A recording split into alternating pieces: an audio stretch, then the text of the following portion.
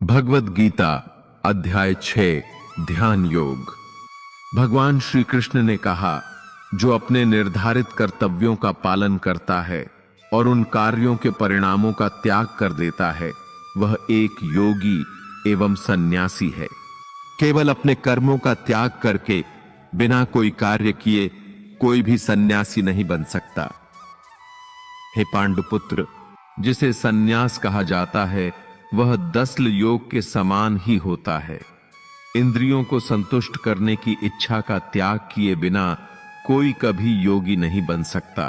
जो योग मार्ग की प्रारंभिक अवस्था में है उसके लिए कर्म ही माध्यम है, और जो योग में अभ्यस्त है उसके लिए कर्म का त्याग ही माध्यम है। जो योग मार्ग की प्रारंभिक अवस्था में है उसके लिए कर्म ही माध्यम है, और जो योग में अभ्यस्त है उसके लिए कर्म का त्याग ही माध्यम है। जब किसी को ना तो इंद्रिय तृप्ति की वस्तुओं से लगाव होता है और न उन गतिविधियों से जो उनके आनंद की ओर ले जाए, उस समय यह कहा जाता है कि किसी ने योग प्राप्त कर लिया है। मनुष्य को अपने मन के द्वारा स्वयं को ऊपर उठाना चाहिए, न कि अपने आप को नीचे गिरने देना। निश्चित रूप से मन मनुष्यों का मित्र होने के साथ साथ उनका सबसे बड़ा शत्रु भी है। जिसने अपने मन को वश में कर लिया है उसके लिए मन ही उसका मित्र है, लेकिन जिसने अपने मन को नियंत्रित नहीं किया है उसके लिए उसका मन ही उसका सबसे बड़ा शत्रु है।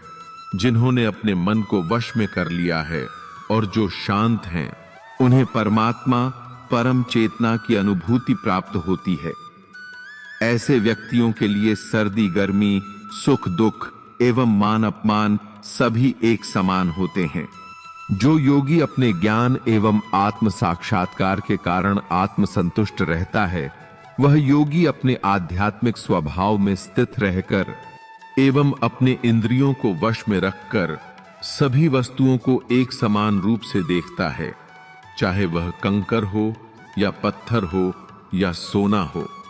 ऐसा निष्पक्ष प्रज्ञावान योगी सभी को एक सच्चा शुभचिंतक, एक स्नेही उपकारी, शत्रु, तटस्थ व्यक्ति, एक मध्यस्थ, एक ईर्ष्यालु व्यक्ति, एक रिश्तेदार, एक पवित्र व्यक्ति और अधार्मिक व्यक्ति को एक समान भाव से देखता है। एक योगी को अपने मन और शरीर को पूरी तरह से नियंत्रित करके एकांत स्थान में निवास करना चाहिए। उसे समस्त आकांक्षाओं तथा संग्रह भाव से मुक्त होकर लगातार अपने मन को अपनी अंतरात्मा पर केंद्रित करना चाहिए।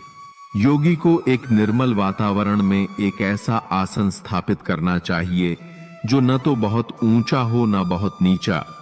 फिर उस आसन पर कुशा, मृगछाला एवं मुलायम वस्त्र बिछाना चाहिए। इस आसन पर बैठकर योगी को मन, इंद्रियों एवं कर्मों को वश में रखते हुए मन को एक बिंदु पर एकाग्रित करके अपने हृदय को शुद्ध करने के लिए योगाभ्यास करना चाहिए। अपने शरीर, सिर एवं गर्दन को सीधा रखकर योगी को अचल व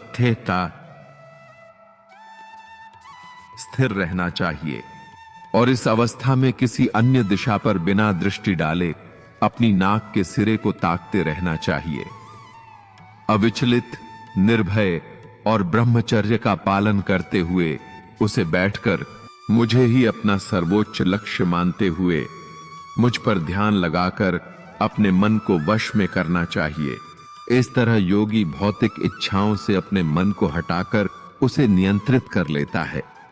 तब वह परम शांति एवं भौतिक अस्तित्व से मुक्ति पाकर मेरा धाम प्राप्त कर लेता है। हे अर्जुन, बहुत अधिक खाने से या बहुत कम खाने से, ज्यादा सोने से या बहुत कम सोने से कोई योग अभ्यास नहीं कर सकता। जो खाने और विश्राम करने में संयमित रहे, जो अपने सभी कार्यों को नियमित तरीके से करे और जो अपने निद्रा एवं जागृत अवधियों में अच्छी संतुलन बनाए रखे, योग ऐसे व्यक्ति की पीड़ा को नष्ट कर देता है। जब स्थिर मन अनन्य भाव से स्वयं में स्थित होता है तो वह व्यक्ति सभी भौतिक इच्छाओं से मुक्त हो जाता है। ऐसा व्यक्ति योग में स्थित कहा जाता है। जिस तरह एक हवा रहित जगह पर एक ज्योति नहीं टिमटिमाती, उसी तरह स्वयं पर एकाग्रत एक योगी का मन कभी नहीं लहराता। जब योगाभ्यास से मन संयमित और शांत हो जाता है तो वह भौतिक इच्छाओं से अलग हो जाता है। तब वह व्यक्ति स्वयं की अनुभूति कर सकता है एवं आनंद की प्राप्ति करता है। सांसारिक इंद्रियों के दायरे से परे और बुद्धि के माध्यम से प्राप्त के शाश्वत आनंद की इस अवस्था में स्थित होने के पश्चात कोई भी वास्तविकता से विचलित नहीं होता। इस स्थिति को प्राप्त करने के बाद वह समझता है कि इससे श्रेष्ठ और कुछ नहीं है और वह बड़ी से बड़ी विपत्तियों में भी विचलित नहीं होता। तुम्हें यह समझना चाहिए कि यह अवस्था जिसमें समस्त दुखों का निवारण हो जाता है उसे ही योग कहते हैं। व्यक्ति को दृढ़ संकल्प और अटूट मन के साथ योग का अभ्यास करना चाहिए। योग का अभ्यास करने के लिए व्यक्ति को उन सभी विचारों का त्याग करना चाहिए जो भौतिक इच्छाओं का कारण बनते हैं और इस प्रकार मन के द्वारा इंद्रियों को वश में करके मन को इंद्रिय वस्तुओं से अलग करना चाहिए। धीरे धीरे बुद्धि के माध्यम से मन को स्थिर करना चाहिए और उसे केवल स्वयं आत्मा पर केंद्रित करना चाहिए, कहीं और नहीं। मन का स्वभाव चंचल और अस्थिर होता है, फिर भी व्यक्ति को अपने मन को भटकने से रोककर उसे अपनी आत्मा के अधीन में लाने का प्रयत्न करना चाहिए। परम आनंद उस योगी को प्राप्त होता है जिसने अपने जुनून को वश में कर लिया है, जिसका मन शांत है, जो बुरे व्यसनों से मुक्त है और जो सदैव आध्यात्मिक धरातल पर स्थित रहता है। इस प्रकार योग के निरंतर अभ्यास के माध्यम से एक योगी जो भौतिक संदूषण से रहित है, परम सत्य के संपर्क के माध्यम से शाश्वत परमानंद की प्राप्ति कर सकता है। जो परम सत्य से जुड़ा होता है वह सभी चीजों को समान रूप से देखता है। वह सभी जीवित प्राणियों में परमात्मा को देखता है एवं सभी प्राणियों को परमात्मा में देखता है। जो मुझे सर्वत्र देखता है और सब कुछ मुझ में देखता है, उसके लिए न तो मैं कभी लुप्त होता हूं और न मेरे लिए कभी वह लुप्त होता है। वह योगी जो मुझे इस ज्ञान के साथ पूजता है कि मैं सभी जीवित प्राणियों में परम चेतना के रूप में स्थित हूं, सभी परिस्थितियों में मेरे साथ रहता है। हे अर्जुन, जो सभी के सुख और दुख को समता से देखता, सम्मान देता है, जैसे कि ये सुख और दुख उसके अपने हैं, वह योगियों में सर्वश्रेष्ठ माना जाता है। अर्जुन ने कहा, हे मधुसूदन, आपने योग की जिस पद्धति का वर्णन किया है मैं उसकी कल्पना भी नहीं कर सकता, क्योंकि स्वभाव से ही मन बहुत अस्थिर, चंचल है। मन अनियमित, अशांत, बहुत शक्तिशाली और हठी, जिद्दी है। हे कृष्ण, मुझे लगता है कि इसे नियंत्रित करना उतना ही कठिन है जितना कि वायु को नियंत्रित करने का प्रयास करना। भगवान श्री कृष्ण ने उत्तर दिया, हे महाबाहो कुंती पुत्र, निस्संदेह चंचल मन को वश में करना अत्यंत ही कठिन है, किंतु उपयुक्त अभ्यास एवं विरक्ति द्वारा मन को वश में करना संभव है। मेरा निष्कर्ष यह है कि अगर किसी का मन अनियंत्रित हो तो उसके लिए योग कठिन है, किंतु जब व्यक्ति उचित अभ्यास द्वारा मन को नियंत्रित करने का प्रयास करता है तब वह सफल हो सकता है। अर्जुन ने कहा, हे कृष्ण, एक ऐसे व्यक्ति की गंतव्य स्थान क्या है जिसमें श्रद्धा है किंतु योग की प्रक्रिया से अपने मन को वश में न कर पाने से वह सिद्धि प्राप्त नहीं करता।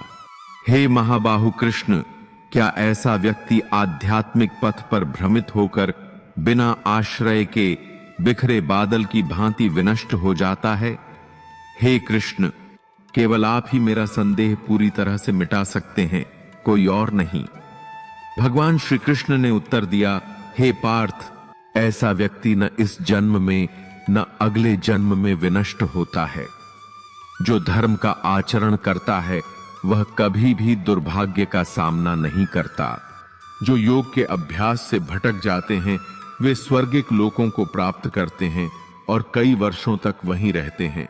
उसके पश्चात वह किसी कुलीन और समृद्ध परिवार में मनुष्यों के बीच जन्म लेते हैं, अन्यथा वे एक विद्वान योगी के परिवार में जन्म लेते हैं। निस्संदेह इस तरह का जन्म इस संसार में दुर्लभ होता है। हे कुरुवंशज, अपने पिछले जन्मों में प्राप्त योग के ज्ञान को पुनः समेटकर वे सफल होने का पुनः प्रयास करते हैं। अपने पिछले जीवन के अभ्यास के कारण वे स्वतः ही योग की प्रक्रिया के प्रति आकर्षित हो जाते हैं एवं इस योग की प्रक्रिया पर केवल जिज्ञासा करके वे बड़ी आसानी से वेद के अनुष्ठानों से परे स्थित हो जाते हैं। सच्ची निष्ठा से प्रयत्न करने के बाद योगी सभी संदूषणों से शुद्ध हो जाता है और अनेकानेक जन्मों के अभ्यास के पश्चात सिद्ध होकर वह परम गंतव्य को प्राप्त करता है।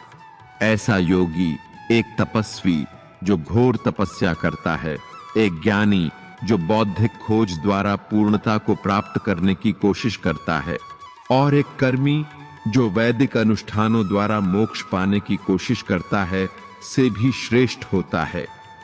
यही मेरा निष्कर्ष है। हे अर्जुन, इसलिए तुम एक योगी बनो। मैं भक्ति योगी को सभी योगियों में से सर्वश्रेष्ठ मानता हूं, जो मुझ में दृढ़ रहते हैं, जो मुझ पर ध्यान करते हैं और दृढ़ श्रद्धा से मेरी पूजा करते हैं। अतः व्यास विरचित शत सहस्त्र श्लोकों की श्री महाभारत ग्रंथ के भीष्म पर्व में पाए जाने वाले आध्यात्मिक ज्ञान का योग शास्त्र श्रीमद् भगवद गीतोपनिषद में श्री कृष्ण और अर्जुन के संवाद से लिए गए ध्यान योग नामक 6ठे अध्याय की यहां पर समाप्ति होती है। अगले अध्याय के लिए हमारे चैनल को सब्सक्राइब करना ना भूले और कमेंट में जरूर लिखें। राधे राधे।